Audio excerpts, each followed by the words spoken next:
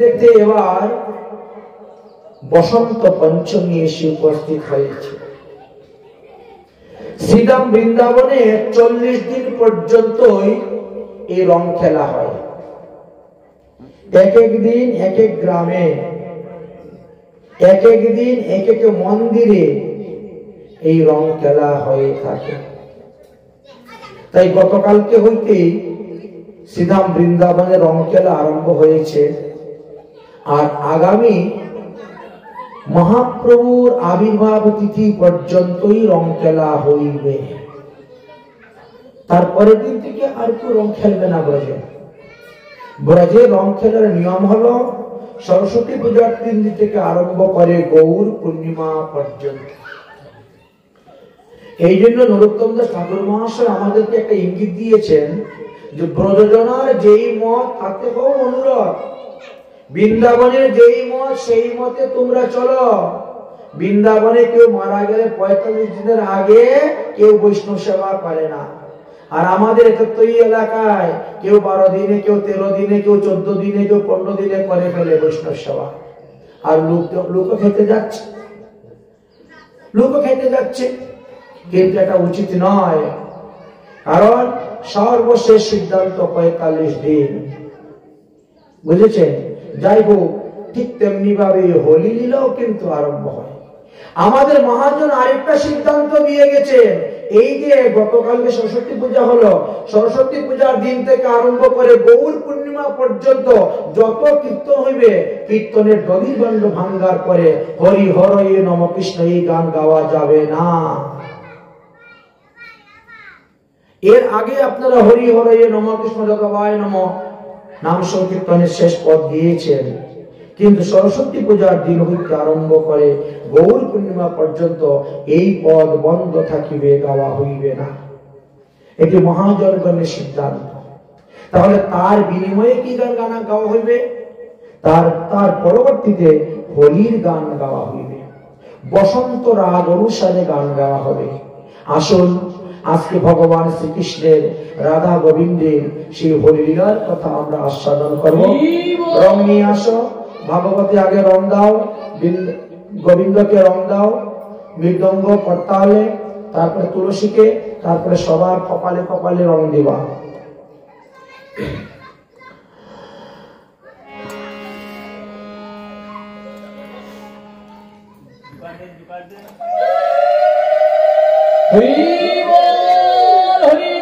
সাবু রঙে বিহরে আমার রাধা গোবিন্দ, সাবু রঙে বিহরে আমার শ্রী রাধা গোবিন্দ, সাবু রঙে বিহরে আমার শ্রী রাধা গোবিন্দ, শ্রী রাধা গোবিন্দ আমার জয় রাধে গোবিন্দ, রাধা গোবিন্দ আমার জয় রাধে গোবিন্দ। আরে সাবু রঙে বিহরে আমার শ্রী রাধা গোবিন্দ, মন্দিরের ভিতরে সাবু রঙে বিহরে আমার সঙ্গে মধ্যে দিল সঙ্গে কত রঙে বিহরে, কত রঙে ওরে আবির রায় কত যত সখী বৃন্দ, আবির রায় যত সখী বৃন্দ, ওরে আবির রায় কত যত সখী বৃন্দ,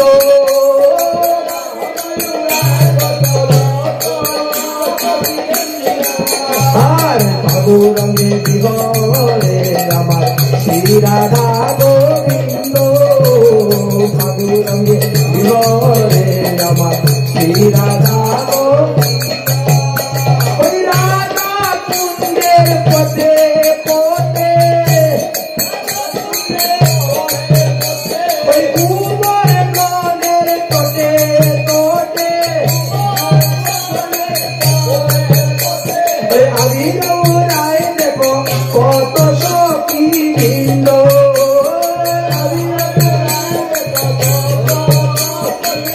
আর বাবু রঙে বিবরে আমার শ্রী রাধা গোবিন্দ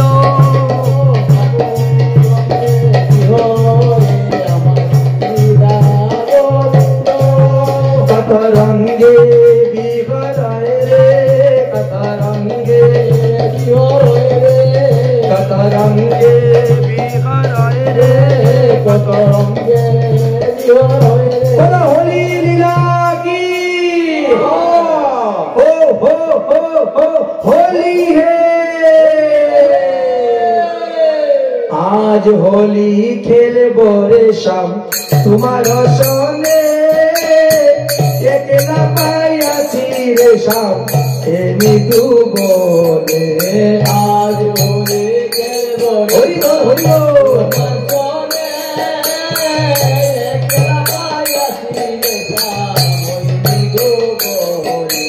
अकेला पाया चीता पलाइया जावे कुता अकेला पाया चीता पलाइया जावे कुता अबीर बुलाबो दिबो बाका नये अबीर बुलाबो दिबो बाका नयने आज होली खेलबो रे शाम तुम्हार सोने अकेला पाया रे शाम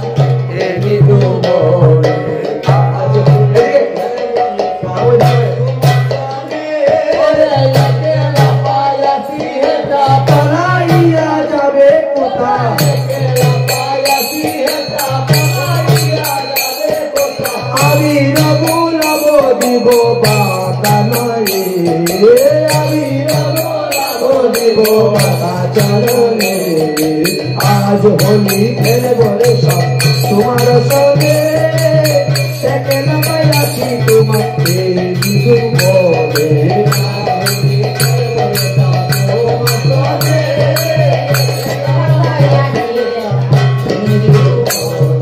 सुनो लोहे बनो माली बंब तुम्हार चतुरा रे सुनो लोहे बनो माली बंब तुम्हार चतुरा रे सुनो लोहे बनो माली बंब तुम्हार चतुरा रे सुनो लोहे बनो माली बंब तुम्हार चतुरा रे की करिते पारे तुम्हार शोकागने की करिते पारे तुम्हार शोकागने आज होली खेल बरसा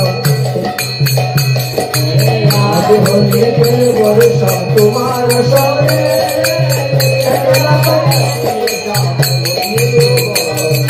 सुनो योगे कालो शशि तेरे निबो चूड़ा बासी सुनो योगे कालो शशि तेरे निबो चूड़ा बासी सुनो योगे कालो शशि तेरे निबो चूड़ा बासी सुनो योगे कालो शशि अबीर बुलाबो दिबो चाँद बदने अबीर बुलाबो दिबो चाँद बदने एगो अबीर बुलाबो दिबो चाँद बदने अबीर बुलाबो दिबो आज होली खेल बरसा तुम्हार सोने एकला पाया छी तुम्हारे जीजू बोले होली है।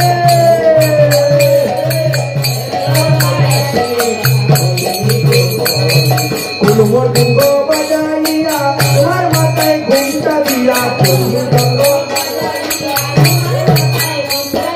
कुलमी डंगो बजाइया तुम्हार माताए घूमता दिया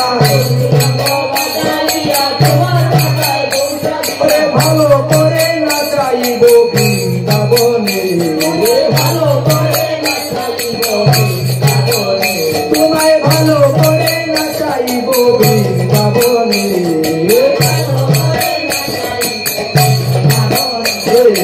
आज होली खेल बरसा तुम्हारा सोने एकला पाया छी तुम्हारे जीजू बोले आज होली होली बोल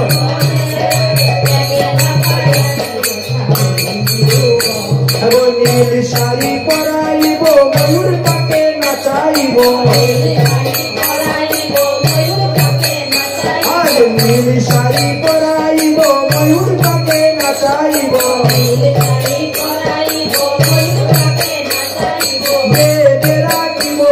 তোমায় প্রেম নয়নে তোমায় প্রেম গুরুতে আজ হলি খেলবার সব তোমার সবে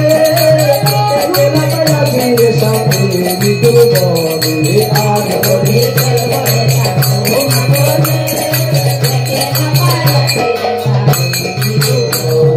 লাগে লাগে পিছকারি সব মিলে সহচরী লাগে লাগে সব সহচরী লাগে লাগে পিছকারি মিলি সব সহচরী লাগে লাগে পিছকারি মিলি সব সহচরী রং মারিব তোমার ভাগ বদলে রং মারিব তোমার ভাগ বদলে আরে একেলা পাই আছি তোমার নিজ বলে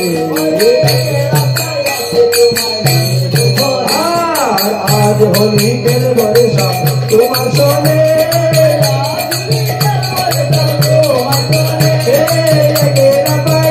তোমায়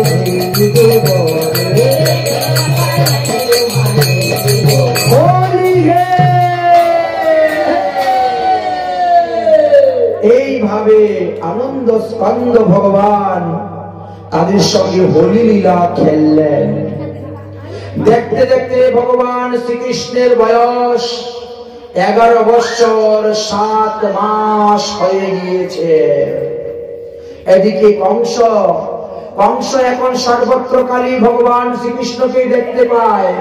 স্নান করতে গেলে জলের মধ্যে ভগবান, জল পান করতে গেলে গ্লাসের মধ্যে ভগবান, উঠতে ভগবান, বসতে ভগবান, খেতে ভগবান, শুতে ভগবান। শ্রীকৃষ্ণকে দর্শন করে ভয়ে তিনি বিরল হয়ে আছেন। তাই তিনার পূজারীর সঙ্গে পরামর্শ করতেছেন এবার কি করা যায়। পূজারীর সঙ্গে পরামর্শ হচ্ছে। পূজারী বললেন তাহলে এখন তোমার এই দুঃস্বপ্ন দূর করার উপায় কি হতে পারে? এই দুঃস্বপ্ন দূর করার জন্য বড় চিন্তার মধ্যে পড়ে গিয়েছেন। এমন সময় দেবর্ষী নারদ এসে উপস্থিত হয়েছেন। দেবর্ষী নারদ বললেন এই দুঃস্বপ্ন দূর করতে হলে তুমি ধনুযজ্ঞের অনুষ্ঠান করো, আর এই ধনুযজ্ঞের অনুষ্ঠানেতে তুমি কৃষ্ণ বলরামকে নিয়ে আসো। এই কৃষ্ণ বলরাম তারা বসুদেবের পুত্র। এতদিন ধরে তারা এই তত্ত্ব গোপনে রেখেছিল, আমি দেবতাদের মুখে শুনে এসেছি। অতএব তুমি এখন কৃষ্ণ বলরামকে এনো, মল্ল যুদ্ধের ব্যবস্থা করো, আর সবাইকে নিয়ে এখানে যুদ্ধ করে কৃষ্ণ বলরামকে মারার ব্যবস্থা করো। দেবর্ষী নারদ এইভাবে বুদ্ধি দিলেন, আর বুদ্ধি দিয়ে তিনি সেখান থেকে অন্তর্ধান হয়ে ভগবান শ্রীকৃষ্ণের কাছে পৌঁছে গেলেন। ভগবান শ্রীকৃষ্ণের কাছে পৌঁছে বললেন হে প্রভু, কংস মারার উপায় আমি ব্যবস্থা করে নিয়েছি। আগামী শিব চতুর্দশী দিবসে আপনি কংসকে মেরে ফেলবেন। অতএব এই ব্যবস্থা কিন্তু আমি করে রেখেছি। ঠিক আছে।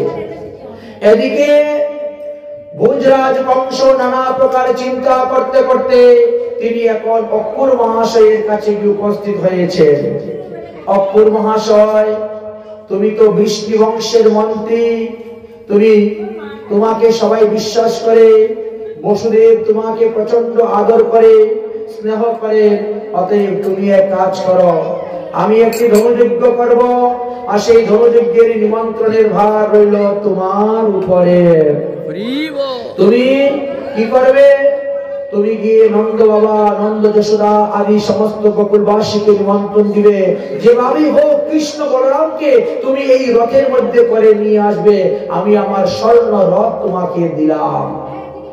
অক্কুর মহাশয় মনে মনে চিন্তা করছেন, কংসের ভয়ে ভীত হয়ে আমি আজ পর্যন্ত কৃষ্ণকে দেখতে যাই নাই, আজকে সেই কংসই আমাকে পাঠাচ্ছে কৃষ্ণ দর্শনের জন্য।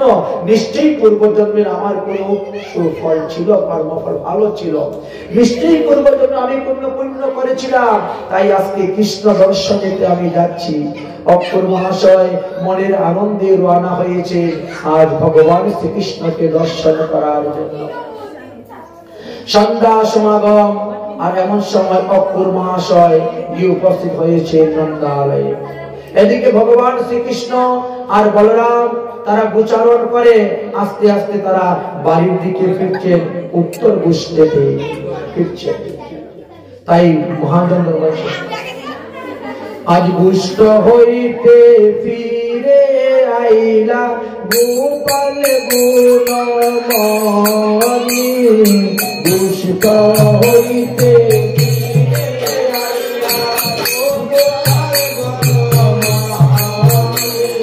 গোপাল গুণমণি, মায়ের কৃষ্ণ গুণমণি, গোপাল গুণমণি, মায়ের কৃষ্ণ গুণমণি, গুষ্ট হইতে ফিরে আইলা গোপাল গুণমণি,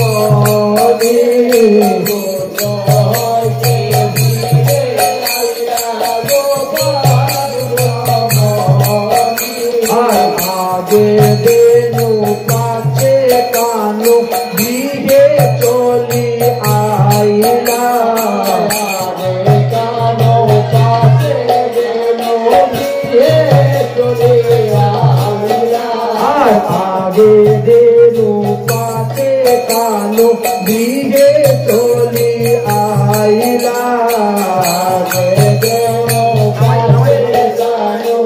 ঠাকুর একে একে লক্ষ দেন রোহিণী বাঁধিলা, একে লক্ষ দেন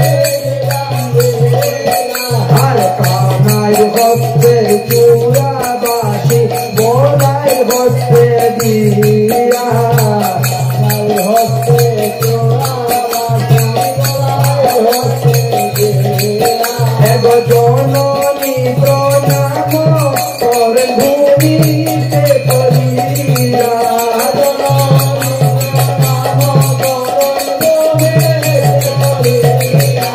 জননী প্রণাম করে ভূমিতে করিয়া, জননী প্রণাম করে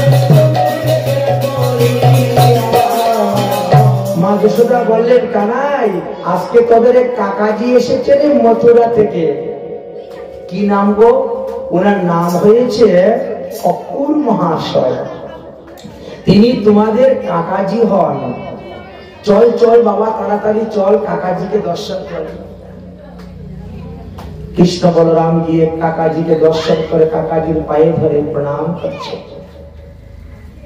অক্কুর মহাশয় কৃষ্ণকে কোলে তুলে নিয়েছেন, মুখচুম্বন করছেন, যে ছেলে আমাদের বংশের ছেলে, আজ 11 বছর 7 মাস হয়ে গেল আমি তার দর্শন পেলাম না, কংসের ভয়ে ভীত হয়ে তাকে দেখতে পারলাম না, আজ দেখতে পেলাম, তাই কৃতার্থ হলেন, ধন্য হলেন।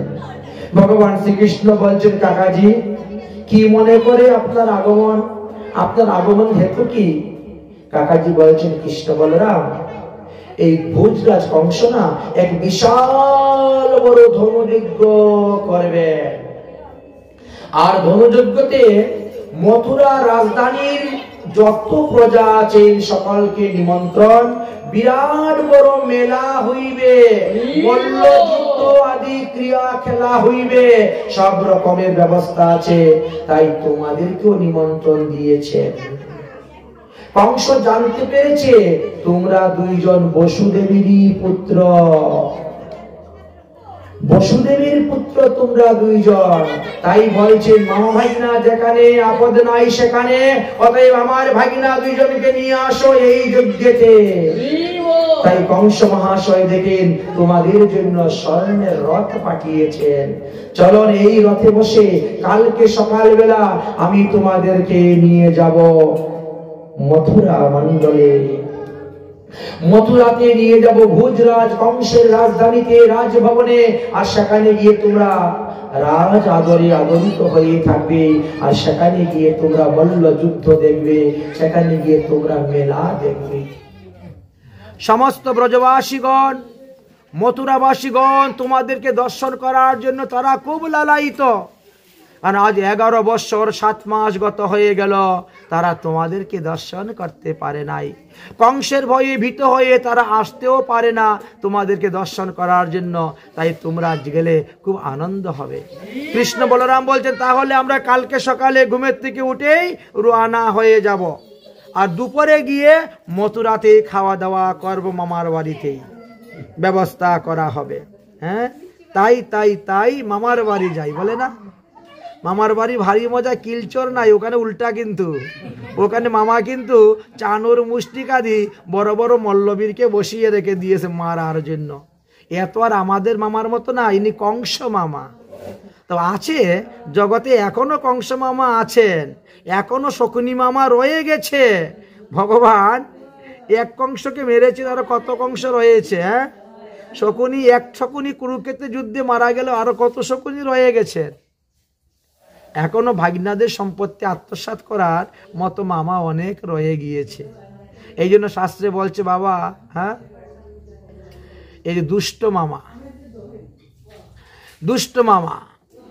যাই হোক, কংস মহারাজের নিমন্ত্রণ যখন দিলেন কৃষ্ণ বলরাম, তখন খুশি হলেন এবং তারা সকালবেলা যাওয়ার জন্য প্রস্তুত হয়ে গেলেন। মা যশোদা তাদেরকে রান্না বান্না করে খাওয়ালেন, সুন্দর করে সাজিয়ে দিলেন। তারা যাচ্ছে মেলা দেখার জন্য, যজ্ঞ দেখার জন্য। কিন্তু মা যশোদা তো জানতেন না যে গোপালের এটাই শেষ যাত্রা, এই গেলে পরে আর ফিরে আসবে না, এটা কিন্তু জানতেন না।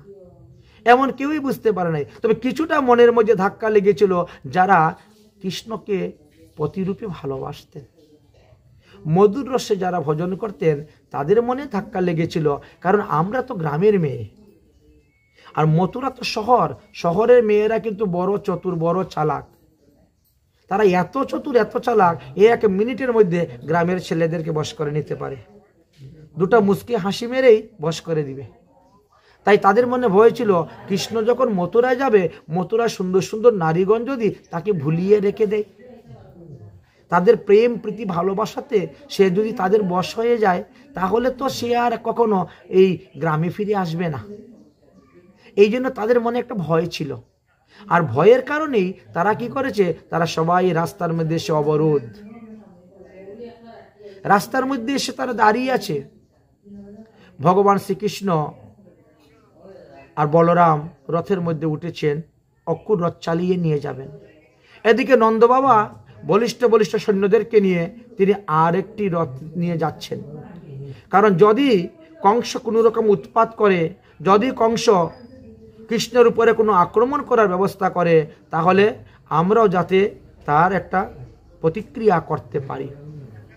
আর সেই কারণেই তারা আরেকটি রথে হয়ে যাচ্ছেন।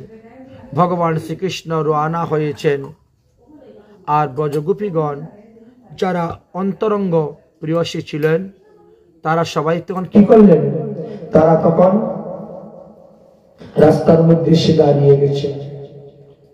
রাস্তার মধ্যে এসে দাঁড়িয়ে গিয়ে বলছেন, দাঁড়াও কৃষ্ণ দাঁড়াও। অক্ষর রথ তারা করিয়ে দিয়েছে। গোপীরা বলছেন, বনবারি রে রেখেছি রাখাল রাজা নাম রে, কেন ছেড়ে যাবে ব্রজ ধাম রে। বনবারি রে রেখেছি রাখাল রাজা নাম রে, কেন ছেড়ে যাবে ব্রজ ধাম রে, কেন ছেড়ে যাবে ব্রজ ধাম রে। ভুলবে কি সে কুঞ্জ বনে কদম তলার ছায়া, ভুলবে কি সে কুঞ্জ বনে কদম তলার ছায়া। ভূতের ধনু নীল যমুনা মা যশোদার মায়া,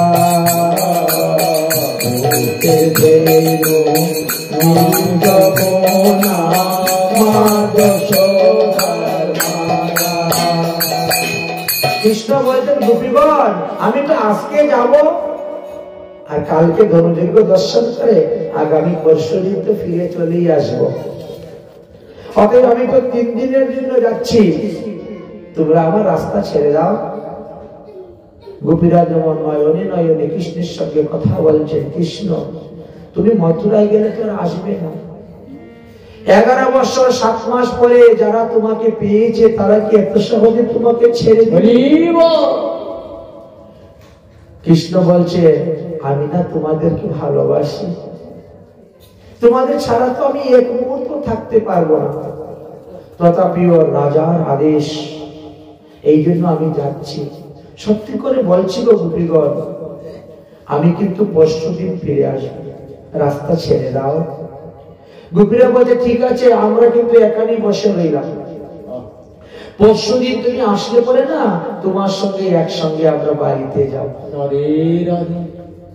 এই বলে গোপীরা সেখানে বসে রইলেন। আজ অবধি সেই গ্রামের নাম হলো পরশু গ্রাম।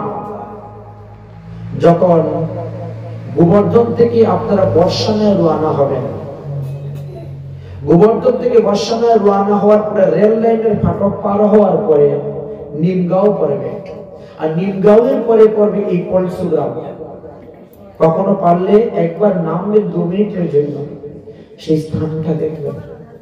ওখানে এখনো 100টি নারীর মন্দির আছে, যিনি 1985 সালে, বেশি দিন আগের কথা নয়, 1985 সালে সতী হয়েছে।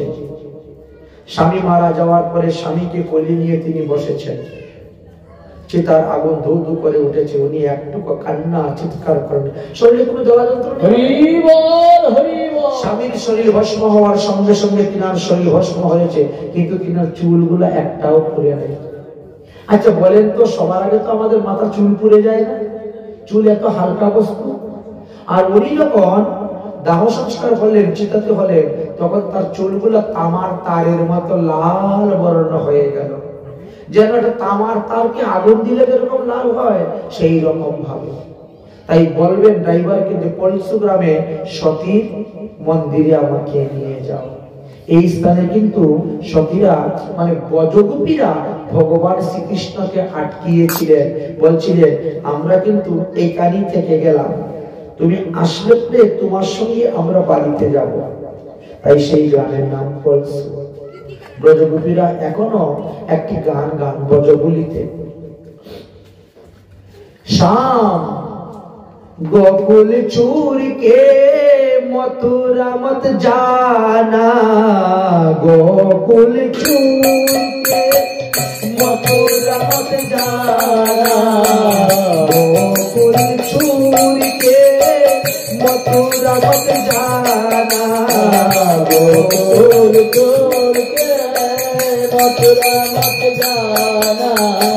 गोपियों को तेरे बिना, गोपियों को तेरे बिना लाई कोई ना ठिकाना, गोकुल छोड़ के मथुरा मत जाना, गोकुल छोड़ के मथुरा मत जाना। ভগবান শ্রীকৃষ্ণ বলছেন গোপীরা তোমরা কি আমার কথা বিশ্বাস করো না? আচ্ছা তোমরা তো সবসময় আমার সুখে সুখী, তোমরা কি আমাকে সেই সুখ দিতে চাও না? আমি শহরে যাব, দর্শন করব, মেলা দর্শন করব, এটা কি তোমরা চাও না? তখন গোপীরা চুপ হয়ে গেছে, কারণ গোপীরা নিজেদের দুঃখ হাজারটা তারা সহ্য করতে পারেন, কিন্তু কৃষ্ণের একটা দুঃখ তারা সহ্য করতে পারে না। তারা নিজেরা দুঃখকে সহন করে নিয়ে কৃষ্ণকে সুখ দেওয়ার জন্য তারা সর্বদা তৈরি। কৃষ্ণ সুখে তারা সুখী, কারণ তাদের তো আত্মেন্দ্রিয় প্রীতিবাঞ্ছা নাই, তাদের তো কৃষ্ণেন্দ্রিয় প্রীতিবাঞ্ছা। কৃষ্ণ যাতে সুখী হন তাই হবে, কৃষ্ণ যাতে সুখী হন তাই হবে। তাই ভগবান শ্রীকৃষ্ণচন্দ্র রওনা হয়েছে। দেখতে দেখতে কোথায় গিয়ে পৌঁছেছেন জানেন? হ্রদ গিয়ে পৌঁছেছে পাগলা বাবার আশ্রমের কাছে। মানে আগের ঠিকানা বললে তো আর বুঝবেন না, এখনকার ঠিকানা বলতে হবে। এখন যখন আপনারা বৃন্দাবন দর্শন করতে যান তো অনেকে পাগলা বাবার মন্দিরে যায় দর্শন করতে, ঠিক না? ওই পাগলা বাবার মন্দিরের পাশে যখন রোদ গিয়ে উপস্থিত হয়েছে, আর তখন তখন অপর মহাশয় বলছেন, আজকে সকালে না আমার যমুনায় স্নান করা হয় নাই। ওনার প্রতিদিন নিয়ম, উনি যমুনায় স্নান করেন, যমুনার জলে দাঁড়িয়ে আহ্নিক মন্ত্র জপ করেন। তাই বলছেন, কৃষ্ণ বলরাম তোমরা একটু এখানে রথের মধ্যে বসো, আমি যমুনায় স্নান করবো আর আসবো। যেই অপর মহাশয় গিয়েছেন যমুনায় স্নান করতে, ডুব দিয়েছেন, আর তখন বৃন্দাবনের কৃষ্ণ বলছে, আমি এখন বৃন্দাবনে চললাম, এখন মথুরার কৃষ্ণ তুমি বসে যাও কংসকে মারার জন্য।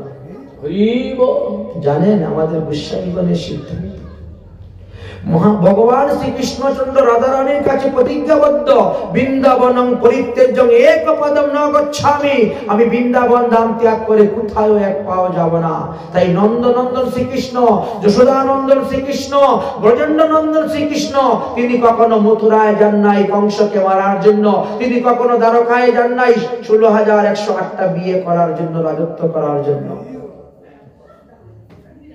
ওখান থেকে কিন্তু নন্দনন্দন কৃষ্ণ চলে আসলেন, আর ওখানে রইল কে? মথুরার কৃষ্ণ, দেবকী নন্দন কৃষ্ণ।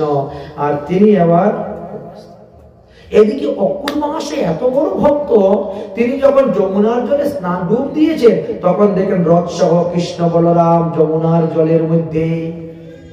কি যমুনার জলের মধ্যে ডুব দিয়ে কৃষ্ণ বলরাম দেখছে? আমি তো তাদেরকে রথের মধ্যে বসিয়ে আসলাম, এরা জলের নিচে আসলো কেমন করে? আর জলের নিচে তারা অবস্থান করছেই বা কেমন করে?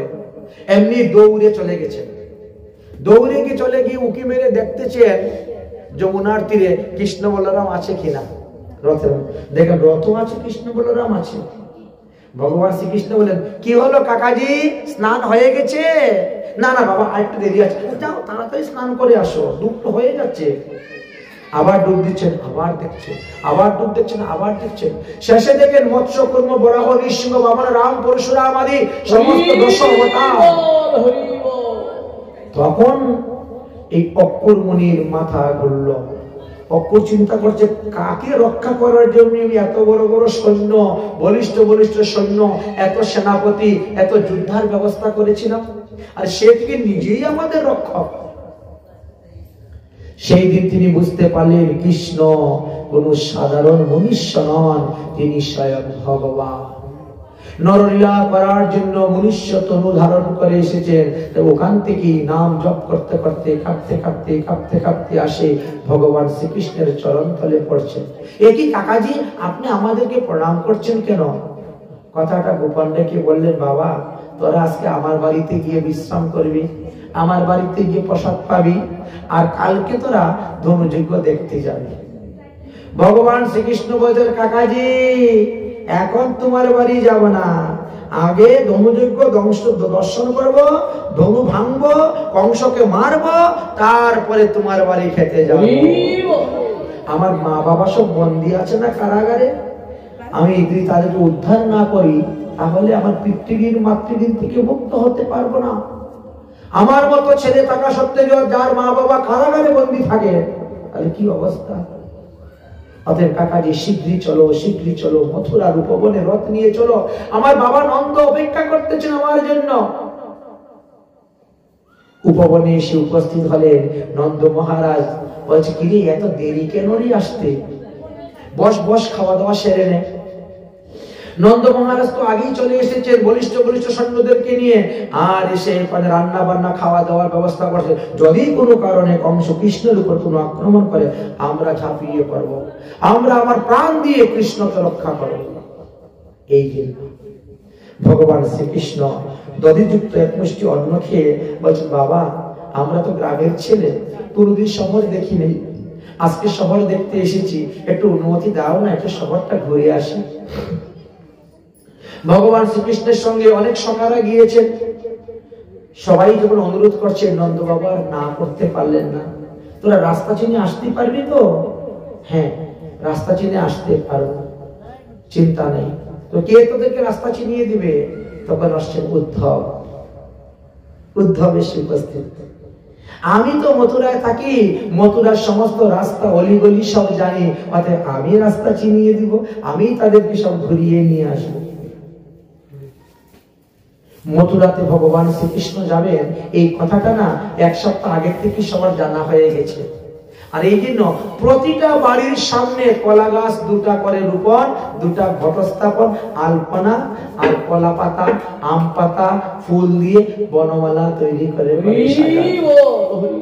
সাজানো প্রতিটি ঘরের দ্বারে, প্রতিটি গেটের সামনে এত সুন্দর করে রাস্তাঘাট ঝাড়ু দিয়ে পরিষ্কার। কৃষ্ণ বলরাম আসবে, দোতলা, তিনতলা, চারতলা, পাঁচতলা বিল্ডিং এর উপরে থেকে থেকে সবাই হাতে ফুল নিয়ে আসছে দাঁড়িয়ে। কৃষ্ণ বলরাম আসতেছে আর তাদের উপরে পুষ্প পরিসর করতেছেন, পুষ্প পরিসর, হরি বল হরি বল, পুষ্প পরিসর করতেছেন। এইভাবে রওনা হয়েছে।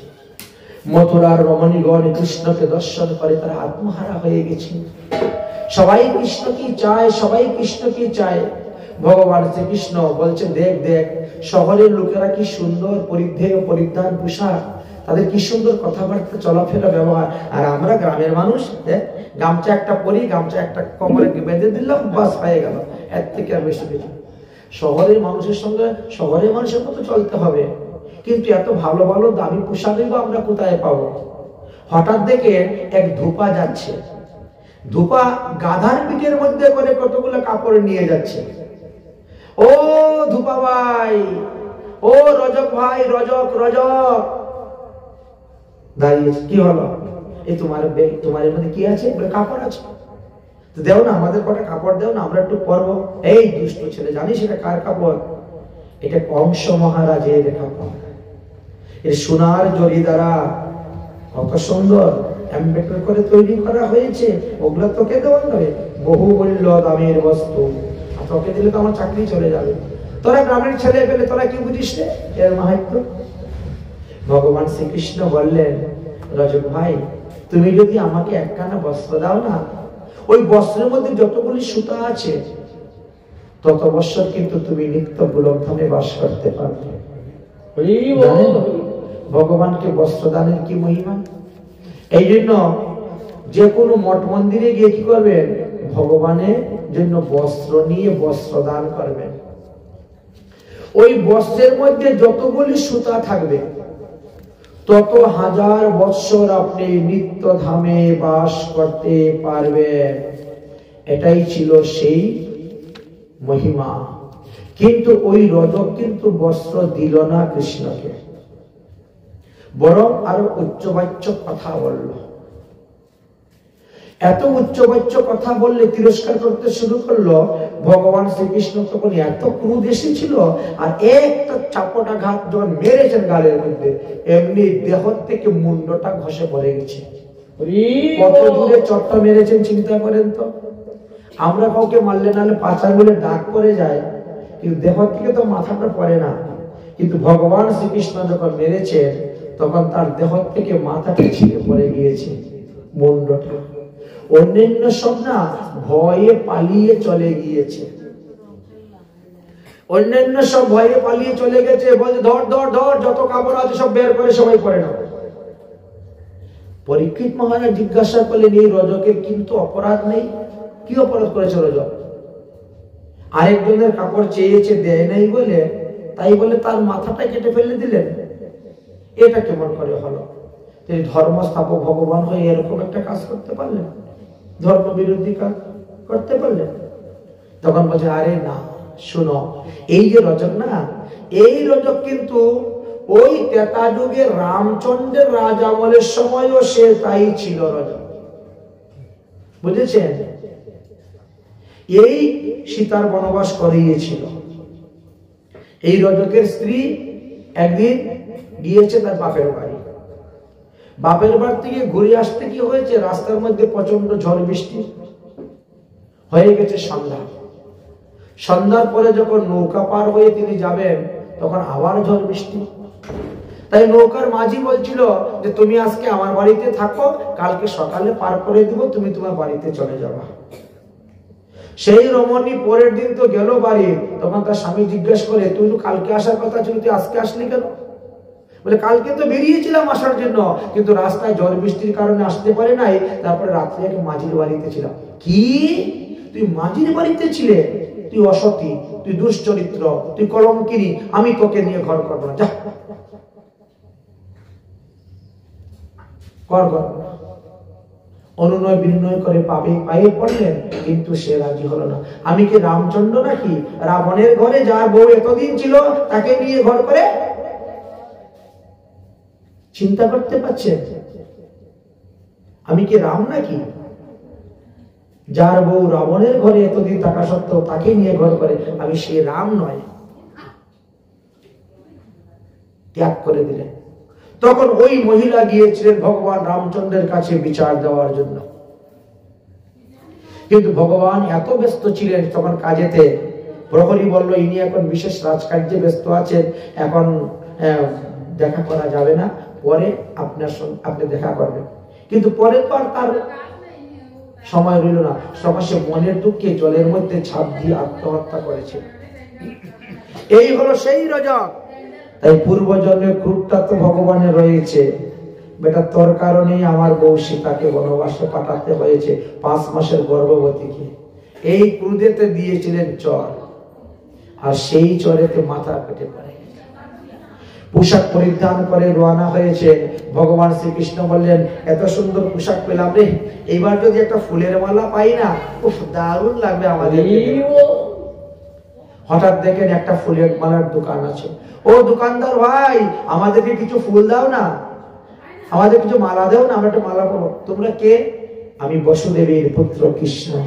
শোনার সঙ্গে সঙ্গে তার হৃদয়ে এত প্রেম, এত ভাব আসলো, সে তখন পয়সাই নিল না, বিনামূল্যে মালা দিয়ে দিল। গোবিন্দ বললেন, তোমার 21 পুরুষ উদ্ধার হয়ে যা।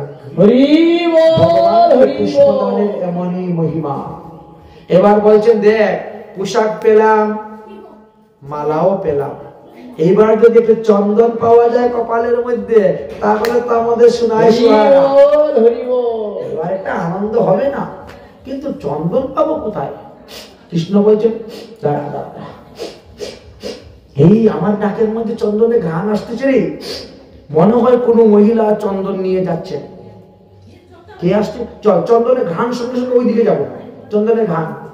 চন্দনের ঘ্রাণ নিচ্ছেন আর যাচ্ছেন।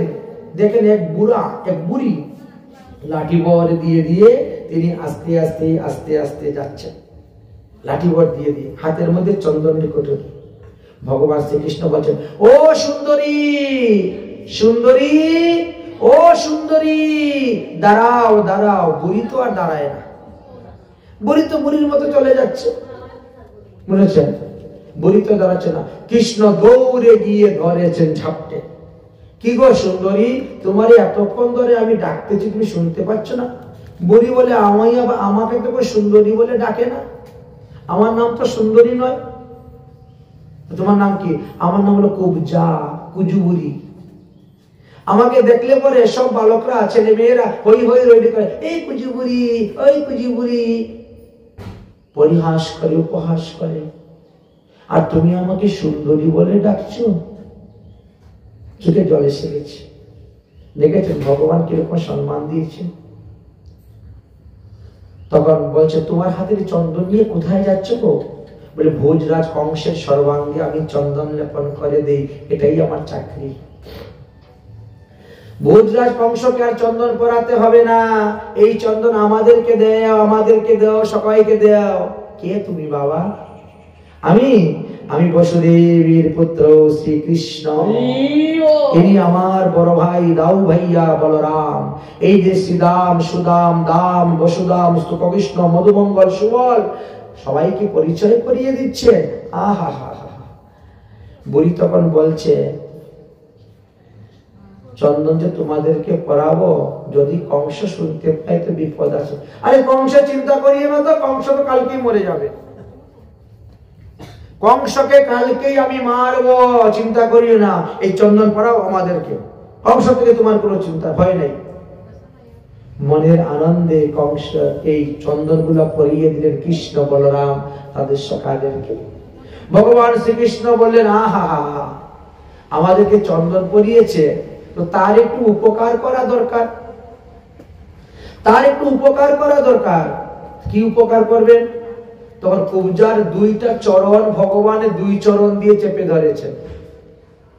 কুবজার দুই চরণকে ভগবান তার দুই চরণ দিয়ে চেপে ধরেছেন, বাম হাতটা বুড়ির থুতনার মধ্যে দিয়েছেন, আর পিঠের মধ্যে একটা ধুম করে কিল মেরেছেন।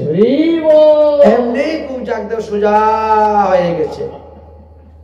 এত সুন্দর রূপ, এত সুন্দর যৌবন তার এসেছে ভগবান শ্রীকৃষ্ণের পশ্চাতে, যে দেখবে সেই কুবজাকে বিয়ে করতে পাগল হবে। ভগবান শ্রীকৃষ্ণ বললেন, চলো সখাগণ এখন যাই। কুবজা তখন কৃষ্ণের কাপড় টেনে ধরেছে, ধুতিটা। কোথায় চলে যাচ্ছ শ্যামসুন্দর? তুমি আমাকে এত রূপ যৌবন দান করেছো আর চলে যাচ্ছ? তুমি আমাকে এখন আমার বিয়ে করতে হবে, আমাকে বিয়ে করতে হবে। আমি তুমি ছাড়া অন্য কাউকে বিয়ে করব না, তুমি আমাকে বিয়ে করো। ভগবান বলছেন, আগে কংসকে মারি, তারপরে তোমাকে বিয়ে করতে আসবো। বুঝেছেন? তাহলে কুবজাকে কে বিয়ে করেছেন? মথুরার কৃষ্ণ। কথা দিলেন, তোমাকে বিয়ে করতে আসবো, আগে কংসকে মারি তারপরে। পরীক্ষিত মহারাজ বলেন, গুরুদেব, কুবজার এমন কি পুণ্য ছিল, এই পুণ্যের দ্বারা ভগবানকে প্রতিরূপে পেয়ে যাচ্ছে? আমি তো দেখি চন্দন দেওয়া ছাড়া আর কোনো পুণ্যই নেই। বলে, না, আরেকটা পুণ্য ছিল, সেটা কিন্তু অনেক লোকই জানে না। সেটা কি? বলে, এই যে কুবজা, এই কুবজা ছিল রাবণের বোন শূর্পণখা। ভগবান রামচন্দ্রকে দর্শন করে তার রূপে মুগ্ধ হয়ে তিনি গিয়েছিলেন তাকে বিয়ে করতে। লক্ষণ তিনার নাক কেটে দিয়েছিল, বিয়ে তো করলোই না, আর আবার নাক কেটে দিয়েছে যাতে অন্য কেউ আর বিয়ে না করে। চিন্তা করছো? নিজেও বিয়ে করলো না, আর অন্য কেউ যদি বিয়ে করতে না পারে, এই জন্য নাকটাই কেটে দিয়েছে। এবার রাবণ মারা যাওয়ার পরে এই শূর্পণখা দেবশ্রী নারদের কাছ থেকে দীক্ষা গ্রহণ করলেন। ভগবানকে প্রতিরূপে পাওয়ার জন্য তপস্যা আরম্ভ করলেন। তখন দেবশ্রী নারদ বললেন, তুমি যদি ভগবানকে প্রতিরূপে পেতে চাও, তাহলে রাধা রানীর নাম বীজ মন্ত্র জপ করো। রাধা রানীর নাম বীজ মন্ত্র জপ করো, তাহলে তুমি কৃষ্ণকে পাবে। আমরা বলি আদ্যাশক্তি কালী, আদ্যাশক্তি দুর্গা, কিন্তু পদ্মপুরাণ কিন্তু এই কথা বলে নাই। পদ্মপুরাণে বলছেন আদ্যাশক্তি হলেন শ্রীমতী রাধারানী, আর রাধারানী থেকে 5 জনের আবির্ভাব হয়েছিল। তার মধ্যে দুর্গা একজন, লক্ষ্মী একজন, ওই ব্রহ্মাস্ত্রী সাবিত্রী একজন। বলেছেন, এইভাবে নামগুলা দেওয়া আছে। তাই রাধারানী হলেন আদ্যাশক্তি। তার বীজ এবং তার স্তোত্র তখন আরম্ভ করলেন তিনি জপ। দেবশ্রী নারদ রাধারানীর মন্ত্র বীজ স্তূপ দিয়েছিলেন, যেগুলা জপ করতে করতে করতে করতে তিনি এই সিদ্ধি লাভ করেছিলেন বলে আজ গোবিন্দকে পড়াতে পেরেছিলেন। গোবিন্দ বলছেন, এবার তো সবই হলো, কাপড় পেলাম, মালা পেলাম, চন্দন পেলাম, এবার যদি একটা পান তাম্বুল পেতাম না, তাহলে হাঁটাটা খুব মজা হইতো। একটা পানের ব্যবস্থা করো না, দেখো পানের কিনি পাওয়া যায়নি খাওয়ার জন্য। গোবিন্দর পান খাওয়ার খুব ইচ্ছা হলো। হঠাৎ দেখে এক পান তাম্বুলওয়ালা ঘুরে বেড়াচ্ছে, পানের কিলি নিবেন, পানের কিলি। উনি বেনারসে পান বিক্রি করতেছেন, খুব দামি পান, ভালো পান, উত্তম পান। পানের সেই মশলার ঘ্রাণে লোক মোহিত হয়ে যায়। এখানে বসে পান খেলে ওখান থেকে ঘ্রাণ পাবেন পানের মশলা, এমন। শ্রী গোবিন্দ বলছেন, তাহলে তুমি আমাদেরকে পান খাওয়াও, আমরা পান খাবো। গোবিন্দের কথা অনুসারে এবার তিনি পান খাওয়ার জন্য প্রস্তুত হলেন, তৈরি করে দিলেন, আর সেই তৈরি করা পান তিনি গ্রহণ করলেন। ভগবান পান খেয়ে খেয়ে যাচ্ছেন। জিজ্ঞাসা করলেন, এই পানওয়ালাকে? ভগবান আশীর্বাদ করলেন, তুমি আমাকে পান খাওয়াইলে, অতএব এই পানে তুমি এর বিনিময়ে তোমাকে আমি নিত্য গোলক ধামে পাঠিয়ে দিলাম। এই পানওয়ালা কে ছিল? ইনি স্বর্গের কি যেন একটা নাম ছিল তার।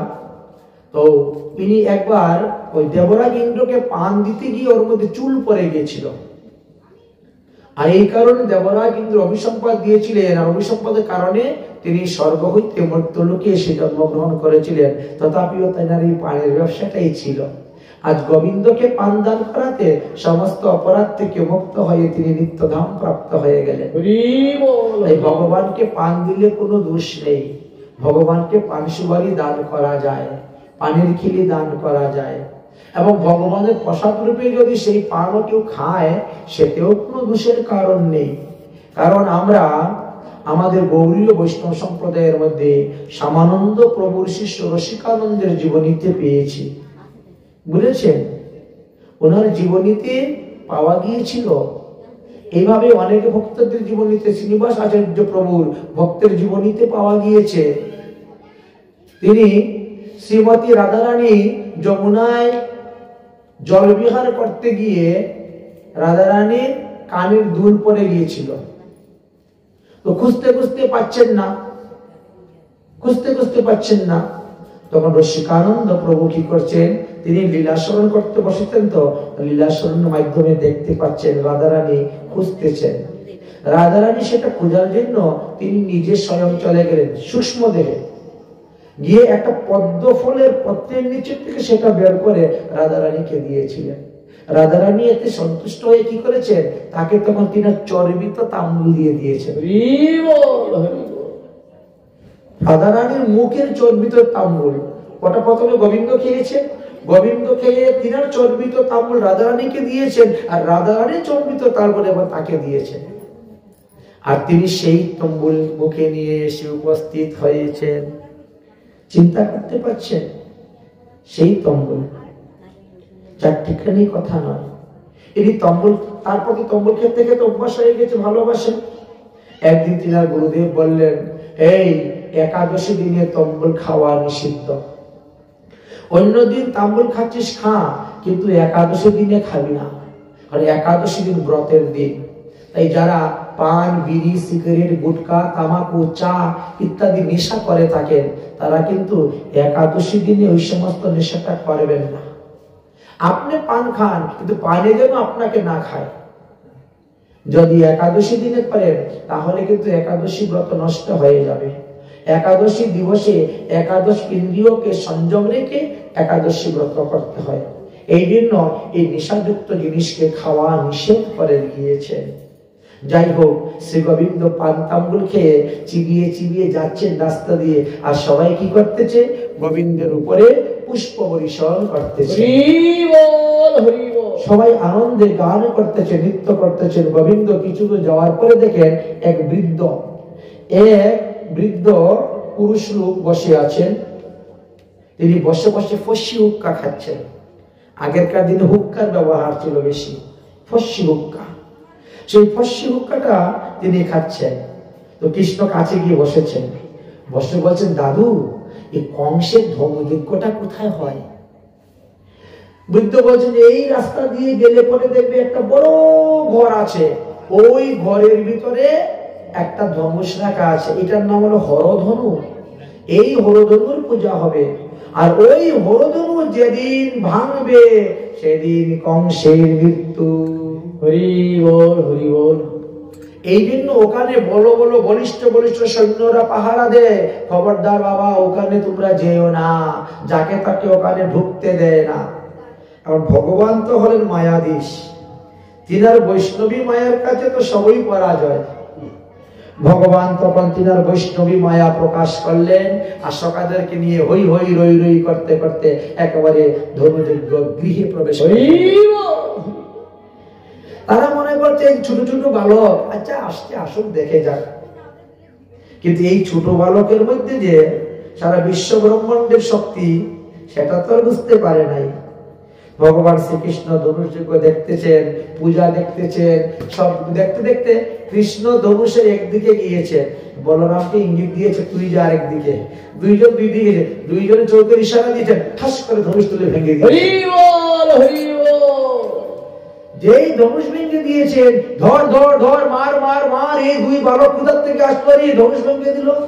কৃষ্ণ ধনুষের এক টুকরা, বলরাম ধনুষের এক টুকরা নিয়ে আরম্ভ করলেন যুদ্ধ। এমন যুদ্ধ করলেন, ধনু রক্ষকের জন্য যত সৈন্য ছিল সবাইকে মেরে শেষ। কৃষ্ণ বলরাম ফিরে চলে এসেছেন, কংসের হয়ে গেল ত্রাস, সর্বনাশ, ধনু ভেঙে দিয়েছে, এবার কি করা যায় উপায়? অসুরেরা বুদ্ধি দিল যে ওই কুবলপিরয় নামক একটা হাতি আছে না, যে হাতির মধ্যে 10,000 হাতির শক্তি আছে, ওই হাতিটাকে সারা রাত্রে মদ খাওয়ানো, মদ খাওয়াইয়ে তাকে মত্ততা করে দরজার সামনে রেখে দিবেন। অন্যান্য যত গেট আছে দরজাকে সব বন্ধ করে দেন। কৃষ্ণ বলরামকে প্রবেশ করতে গেলে এই দরজা দিয়ে প্রবেশ করতে হবে, আর তখন এই পাগলা হাতি তাদেরকে আছাড় মেরে মেরে দিবে। বুদ্ধিটা তো ভালোই করেছেন, সারা রাতে তো হাতিকে মদ খাওয়াইয়ে মত্ত করে দিয়েছেন। হ্যাঁ, আর কৃষ্ণ বলরাম সকালে যখন এসেছেন তখন মাহুত হাতি ছেড়ে দিয়েছে। ভগবান শ্রীকৃষ্ণ বলছেন, মাহুত তোমার হাতিটাকে সামলাও, না হলে হাতি সহ আজকে তোমাকে জমের বাড়ি পাঠাবো। কিন্তু সে তো বিশ্বাস করলো না, মানতে রাজি হলো না। ভগবান শ্রীকৃষ্ণ কুবলপিরয় হাতির সঙ্গে যুদ্ধ করলেন, আর যুদ্ধ করে তাকে মেরে দিলেন। দুই ভাই দুই দিকে ধরে হাতির দাঁত ধরে টান দিয়ে তুলে নিয়েছেন। হাতির দাঁত দুটো টান দিয়ে তুলে নিয়ে দুই ভাই কাদের মধ্যে নিয়ে এবার মল্লযুদ্ধে গিয়ে প্রবেশ। মল্লযুদ্ধে প্রবেশ হওয়ার পরেই এবার চানুর আর মুষ্টি তারা এসে গেছে যুদ্ধ করার জন্য।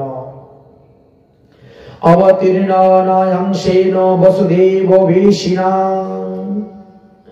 এইবার কংস তখন দেখলো, দেখে বলছে, কাজ করো, চতুর্দিকে দরজা বন্ধ করে দাও, এই বসুদেবের পুত্র কৃষ্ণ বলরাম যেন এখান থেকে পালিয়ে যেতে না পারে।